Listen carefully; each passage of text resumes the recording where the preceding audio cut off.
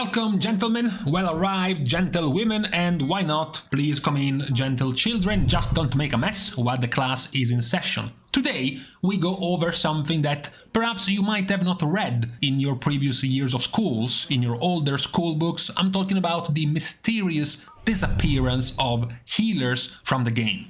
It is a very, very worrying case that has been going on for a few months now, precisely since the beginning of this expansion. More and more healers have found themselves, I'm going to let you find the right adjective for this, disappointed, frustrated, annoyed, angry even at the state of the healing in the expansion. Whether it is in the raid, because things become way more around massive, strong cooldowns piled on top of each other, or maybe about Mythic Plus, about the very heavy HPS checks in Mythic Plus, leaving you little room to adjust, or maybe the opposite, maybe it's the one-taps, the very high spikes of single target damage, where perhaps some healers have a harder time recovering compared to others. This has made, over the course of the expansion, healing a more thankless role, perhaps even more of a thankless role than it was before.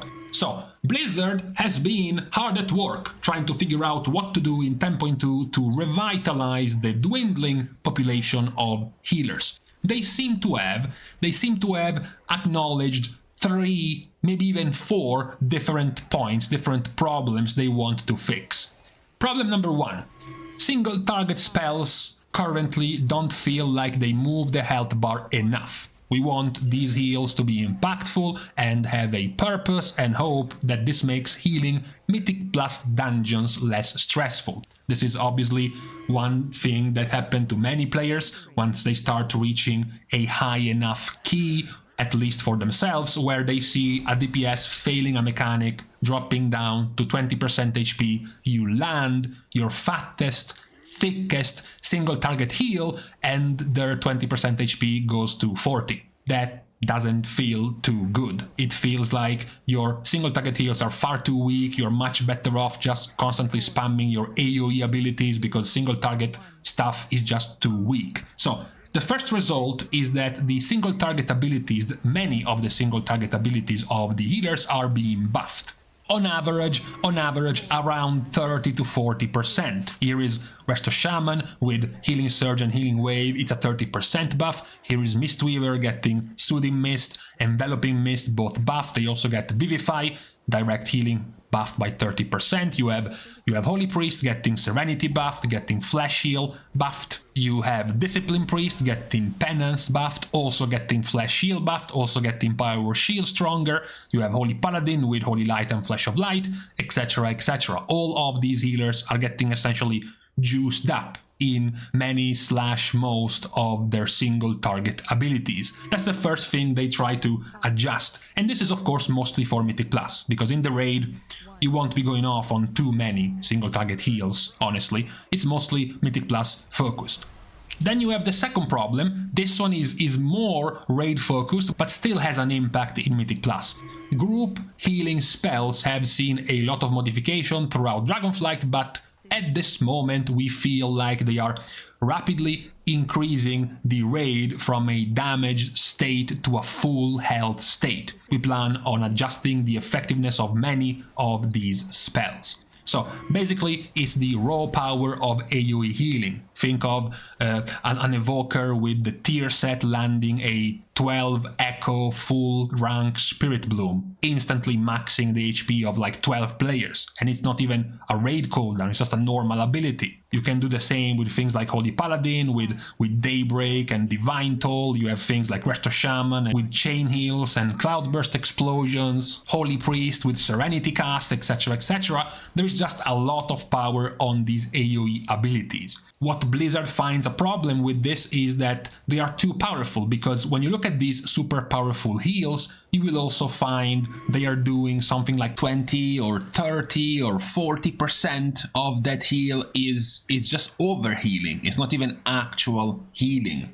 So on top of feeling very powerful, they are not even at their full power. What you are seeing is like 40% or 50% of the power of the heal, because the other half is so powerful it just goes into overhealing completely. And this makes the pair with the other problem they are pointing out, which is that raid cooldowns feel like they have entered the territory of making your raid feel nearly invulnerable. While it's definitely a great moment and feels super cool that you line up multiple raid cooldowns, you put them all together and everyone lives, that's very cool, they still think that the combined power of these has escalated to a point where they make the raid far too tanky. So these two things combined are bringing Blizzard to do things like nerfing Cloudburst for Resto Shaman, nerfing the amount of targets being healed by AoE abilities like Enveloping Breath from 6 to 5, Invigorating Mist healing reduced beyond 5 targets. You have Holy Priest having a nerf to Holy War Salvation, massively increase cooldown to Salvation, limit the number of targets healed by Sanctify from 6 to 5, both of the AoE heals nerfed. Discipline gets a nerf to Barrier, now absorbing 20% damage instead of 25. You have Preservation Evoker having Temporal Anomaly apply Echo to 3 allies instead of 5, making it harder for you to land those multi-target Echo heals. You have Resto Druid having, as mentioned, many of their single target heals buffed, but then a massive nerf to Flourish, their strongest raid cooldown for HPS every minute, very, very powerful, nerfed heavily. So across all of the healers, after buffing the single target, Blizzard says, okay, but then also your raid cooldowns and your AoE heals are still too strong. So we want you to kind of slow down a little bit on the power of your AoE healing. This is then going to be tied together by mana generation.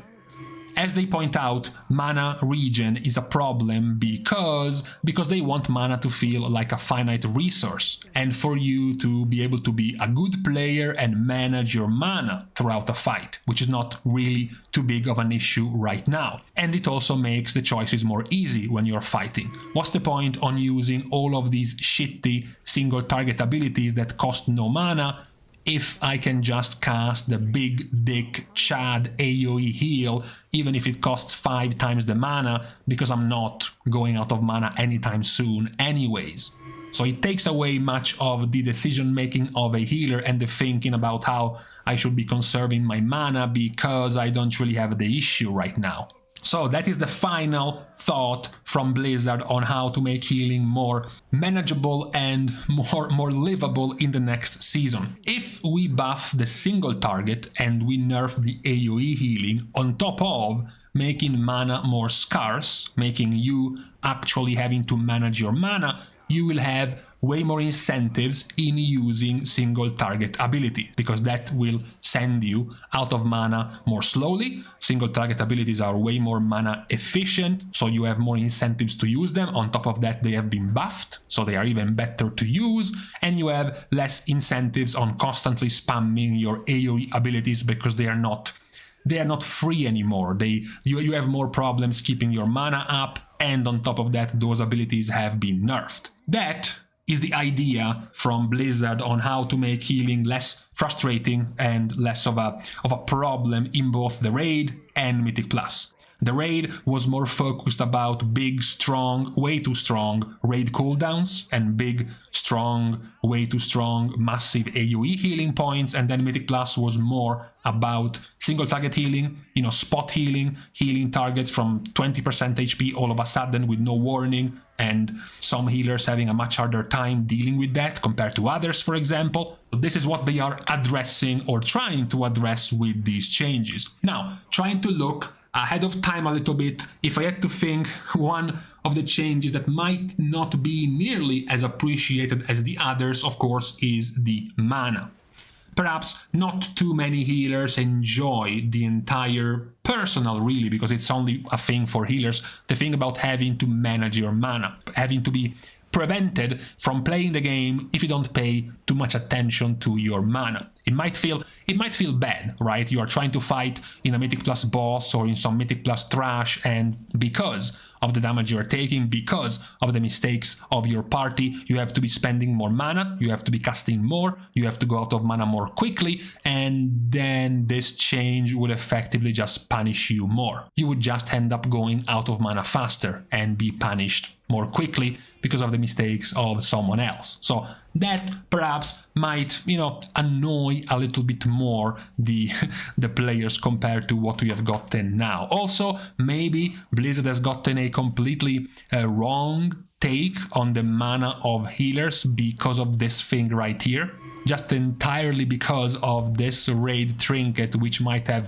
warped the perception of how much mana healers need in this season. Maybe next season we get the mana nerfed, we lose this trinket and the thing becomes a disaster, for example. But it is good to see that at the very least Blizzard is acknowledging the issue around healers, and they are planning multiple things to attempt at making the healers' lives in both the raid and Mythic Plus more bearable. We will, of course, be looking at what will be the result of these changes, and we will be continuing to monitor the possible extra further changes down the line on the PTR. For now, I'm going to leave you with the first take from Blizzard. Let me guys know down in the comments what are your thoughts about this, if you're happy there is at the very least some change regarding healers in the next patch, or if you were perfectly fine with how healing worked up to now in these first 2 seasons of Dragonflight. Now, besides this, it's time to leave you to the rest of your weekend. We are starting the goodbyes by thanking, as usual, all of the Patreon supporters for the contribution and help to the growth of the channel. Help which can still be given completely for free. You can like and comment down below, as well as subscribe to the channel itself. Superfluous things aside, it's time to say goodbye. Thank you guys again for watching. See you guys tomorrow, and in the meantime, I just hope this mana regen thing doesn't turn into a fiasco, doesn't turn into something that ruins the healers even more in the next season.